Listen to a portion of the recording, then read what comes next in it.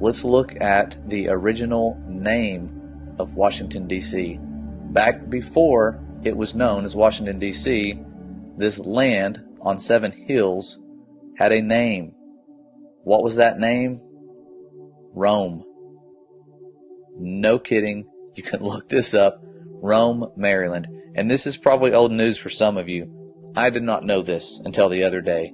I was just aware of the Rome connection because of the symbols that they have. I'd never really looked much further into it than that. But D.C. was known as Rome, Maryland. And the guy, listen to this is going to blow your mind. The guy who owned it, the guy who owned the land, the plot of land where the Capitol building was, his name was Francis Pope. And I was on a Catholic website looking up some information as I was digging through all this, and they said, yes, this guy's name was Francis Pope, and his nickname was Pope of Rome on the Tiber, because there was a little creek that went through there that they had named the Tiber. And if you don't know, the Tiber River is in Rome, and we have a pope called Pope Francis in the year 2021.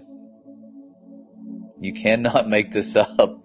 I thought this was something I could just fact check and be like, this is wrong. I'm going to fact check it. It's wrong, like the Facebook fact checkers. But no, there is a guy, or was a guy, named Francis Pope on the property records, and the place was called Rome.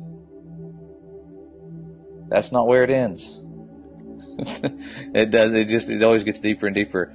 There was a guy who owned the 10 square mile area that DC is on. The owner of that community was a man named Daniel Carroll. He was the chairman of a 3-man commission appointed by President George Washington to find a suitable location for the Capitol. And he was also one of the names on the Declaration of Independence. He was a Roman Catholic educated by Jesuits in Maryland and France. This goes way deeper than you could imagine, and it reveals so much about where we are right now in the world. It seems like all of the predictive programming has pointed to this time, and all of the things that they did in the foundation of America to have a Francis Pope, and now we have Pope Francis, and it was called Rome.